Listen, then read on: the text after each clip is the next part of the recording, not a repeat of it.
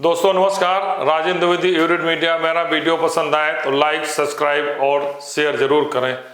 आज मैं एक ऐसे महत्वपूर्ण व्यक्ति को लेकर उस पर चर्चा कर रहा हूं कि उन्होंने एक ऐसी चाल चली कि उल्टा पड़ गया।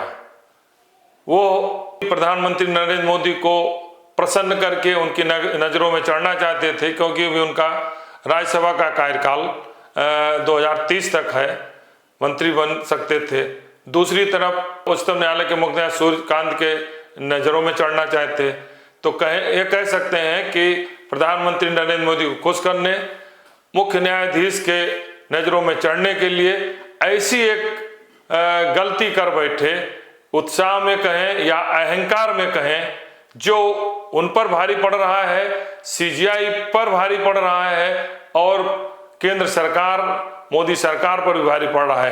क्योंकि जंतर मंतर की घटना ने एक बात तय कर दिया है कि अब छात्र किसी के दबाव में, किसी भी अन्याय को सहने के लिए तैयार नहीं है।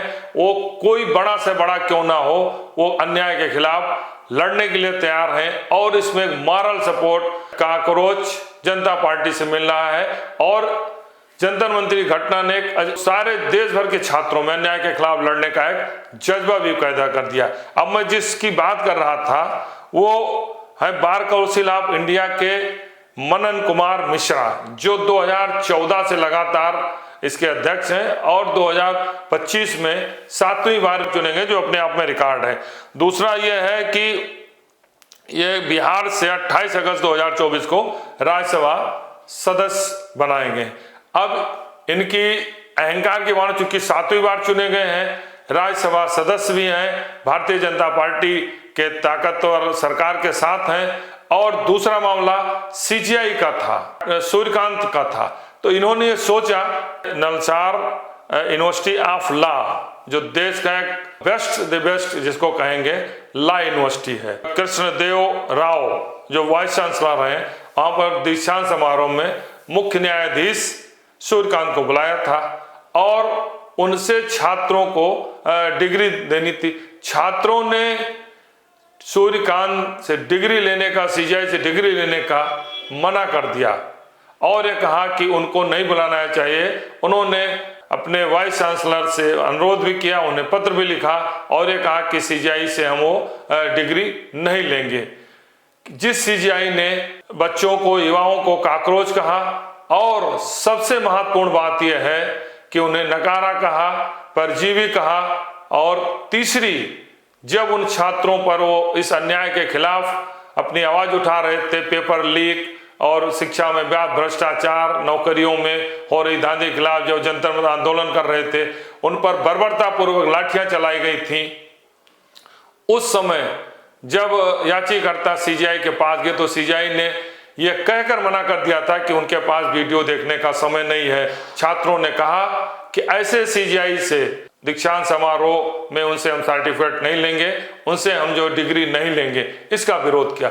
यह मनन कुमार मिश्रा को बहुत बुरी लगी और उन्होंने आनन फानन में 13 अगस्त को एक पत्र लिख दिया बीसी को। और पत्र में आप देख लें कि उनके पत्र को आप देखें तो इतने चीज की उन्होंने दो महत्वपूर्ण बात, एक तो हुआ कि उन बच्चों को चिन्हित करें जिसने आवाज उठाई है। दूसरा, सारे बार काउंसिल को लिख दिया, स्टेट बार काउंसिल के 2026 के बच्चों को जो नलसार विश्वविद्यालय से पास आउट होंगे, इनका रजिस्ट्रेशन नहीं होगा, ये प्रैक्टिस नहीं कर सकते हैं, नौकरी नहीं कर सकते। इस तरीके से प्रतिबंध करने उन्होंने लेटर लिख दिया।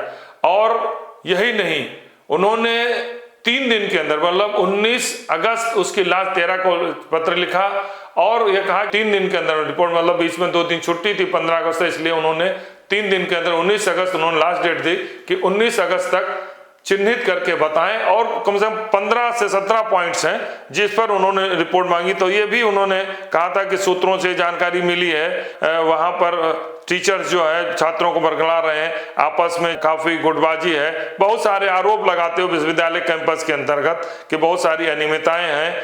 इस सब को लेते हुए उन्होंने कहा दबाव, ये सब इसलिए लिखा कि जिससे वाइस चांसलर पर, श्री कृष्णदेव राव पर दबाव बने और वो उस दबाव में आकर के कार्रवाई कर रहे हैं और जो सीजीआई का विरोध किया है उसको, उस कार्यक्रम को आयोजित कराएं और उनके हाथ में डिग्री बटाएं। लेकिन इसमें पहली बार जो वाइस चांसलर हैं नलसार यूनिवर्सिटी के श्री कृष्ण देव राव, उनको भी बधाई देना चाहिए कि उन्होंने हिम्मत जुटाई और ये सवाल किया कि आपको अधिकार नहीं है, और उन्होंने कहा कि जो हमारी कार्य परिषद की बैठक हो इसमें इस बीच को ले जाया जाएगा। इस बीच इनका पत्र आते ही पूरे देश में हड़कंप मच गया। अब सोचिए कि 12 बजे उन्होंने पत्र लिखा और 1 घंटे के अंदर पूरे देश में रिएक्शन हो गया। खास करके जो है कॉकरोच पार्टी का जो प्रवक्ता है सौरभ दास, उन्होंने आवाज उठाई और आह्वान किया कि भाई देश भर के युवा इसका विरोध करें, जो वकील हैं वो इसका विरोध करें। और इस तरीके से पूरे देश भर में घंटे के अंदर लाखों लोग उसके समर्थन में खड़े हुए, और जिसको समझते हुए 1 घंटे के अंदर रात में 12:50 पर 40 मिनट पर इन्होंने फिर दूसरा लेटर लिखा और उसमें लिखा कि वो बार काउंसिल में बच्चों का रजिस्ट्रेशन हो सकता है, उन पर कोई कार्रवाई नहीं की जाएगी, लेकिन आप जांच जरूर करें कि कौन कौन लोग हैं कैंपस में जो इन बच्चों को किसी तरीके से उन्हें दिग्भ्रमित करके उन पे सीजीआई का विरोध कराया। दूसरा, लेकिन इसके बाद जब और विरोध बढ़ता गया तो उन्होंने तीसरा कहा कि इससे वो अपना सारे जो उन्होंने पहला पत्र, दूसरा पत्र, सब पत्र वापस लेते हैं, और उन्होंने कोई खेद या कोई व्यक्त नहीं किया, लेकिन इनका सारे पत्र वापस ले। लेकिन उनके पत्र को लेके सीजीआई ने इसको भी नोटिस में लिया और सीजीआई ने सुरकांत ने कहा कि भाई बार काउंसिल ऑफ इंडिया कौन होता है उनके और छात्रों के बीच में। छात्र अगर विरोध करते हैं तो विरोध करना उनका संवैधानिक अधिकार है। वो सीजीआई जो कल तक बच्चों को कॉकरोच कहते थे, परजीवी कहते थे, और जिन्हें बच्चों पर हुए अत्याचार को सुनने के लिए समय नहीं था, वही सीजीआई अब bar council of India, Manan Kumar Mishra जो बहुत ताकतवर है, 7वीं बार चुने गए, राज्यसभा सांसद हैं, उनसे सवाल किया, उनसे रिपोर्ट मांगी है कि आप बताएं कि आपने किस अधिकार के तहत ये पत्र लिखा था, आपको क्या अधिकार है कि आप किसी विश्वविद्यालय का पत्र लिखे, छात्रों पर इस तरीके से उनका रजिस्ट्रेशन न होने का, कार्रवाई करने का पत्र लिखें।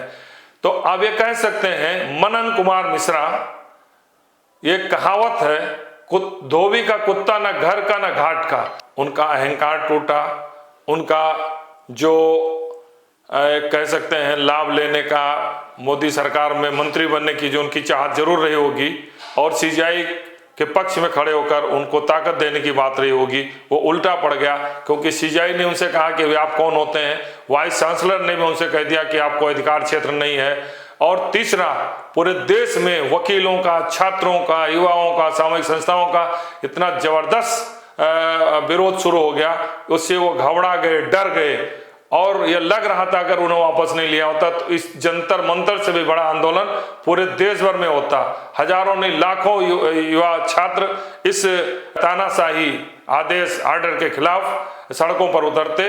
अभी भी युवाओं ने कहा है कि हम उनके घर का घेराव करेंगे, उनके ऑफिस का घेराव करेंगे। फिलहाल सीजीआई के बीच में आने के कारण सीजीआई ने इस बार, हो सकता है पिछली बार वो जब बोले हो, कॉकरोच बोला हो और समय न देने की बात कही हो कि समय नहीं है मेरे पास वीडियो देखने का, उसके बाद उन्हें भी नसीहत मिल गई हो, उन्हें भी सबक मिल गया हो कि पूरे देश भर में युवाओं का जबरदस्त उनके खिलाफ आक्रोश है।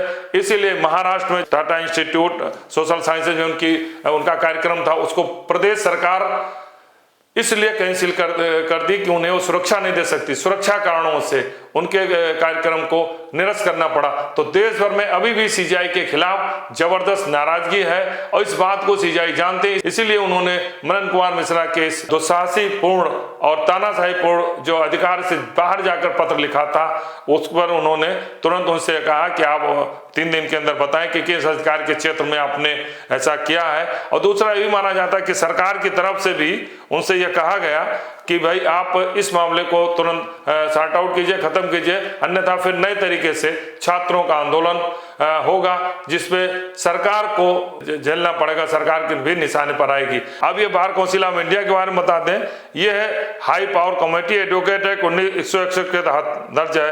वकीलों के पेशेवर आचरण और नियम बनाना। अब इनके अब सोचिए काम क्या है मनन कुमार मिश्रा के।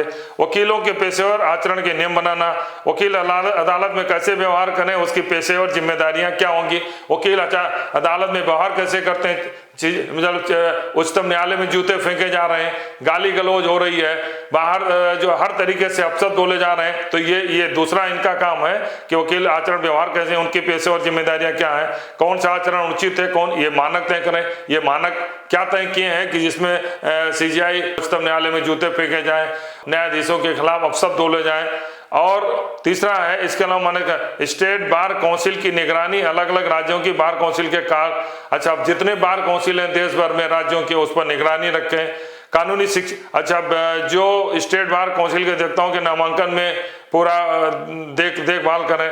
लॉ कॉलेज जो यूनिवर्सिटीज चल रही हैं उनके कानूनी शिक्षा के न्यूनतम मानक तय करना, इसी वजह अच्छा तय करना।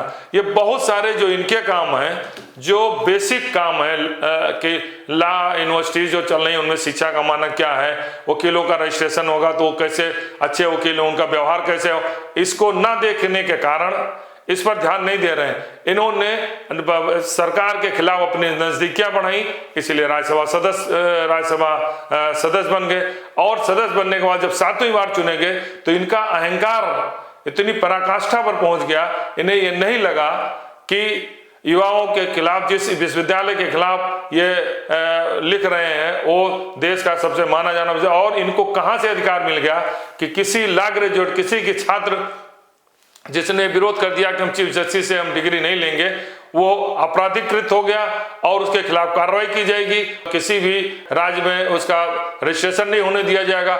ये एक तरीके से इन्होंने आपराधिकृत किया, अपने अधिकार के क्षेत्र के बाहर कार्य किया। और ये कह सकते हैं, फिर कह सकते हैं, इसका इनको खामियाजा भी भुगते हैं। और भविष्य में जिस तरीके से आक्रोश है देश भर में इनको लेकर के, इन्हें आने वाले समय में इसका विरोध भी झेलना पड़ेगा। तो हम कह सकते हैं कि मनन कुमार मिश्रा के आचरण ने, अहंकार ने, जितनी तेजी से वो मोदी सरकार के नजदीक पहुंचना चाहते, चीफ जस्टिस या उनके और नजदीक पहुंचना चाहते थे, दोनों उल्टा पड़ा।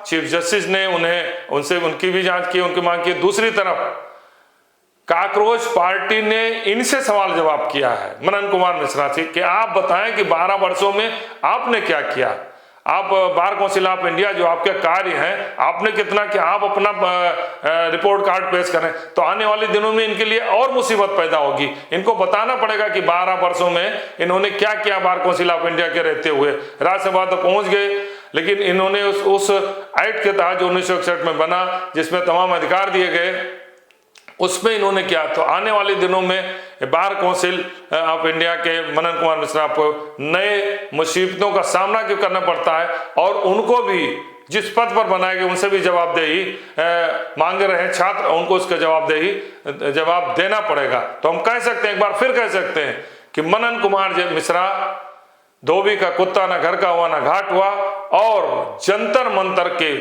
आंदोलन ने एक ऐसी ताकत युवाओं में, एक ऐसा आत्मविश्वास, स्वाभिमान पैदा कर दिया है कि अब देश का कितना भी ताकतवर व्यक्ति क्यों ना हो, अगर उनके खिलाफ टिप्पणी करता है, उनके अधिकारों पर वो हनन करता है तो या दबाने का प्रयास करता, तो निश्चित मानिए अब युवा रुकने वाला नहीं है। जो हश्र शिक्षा मंत्री धर्मेंद्र प्रधान का हुआ इस्तीफा देकर, मनन कुमार मिश्रा का अध्यक्ष का हर्ष देख लिया, तो आने वाले समय सीजीआई को विरोध का सामना करना पड़ रहा है। तो यह सब ताकत और शख्सियत थी। अब आने वाले समय में निश्चित रूप से मानिए कि जो कॉकरोच पार्टी के साथ साथ पूरे देश के युवा काफी उत्साहित, आक्रोशित और भ्रष्टाचार के खिलाफ, अन्याय के खिलाफ आवाज उठाने में वो पीछे नहीं हटेंगे, सामने वाला कितना ही ताकतवर क्यों ना हो। धन्यवाद।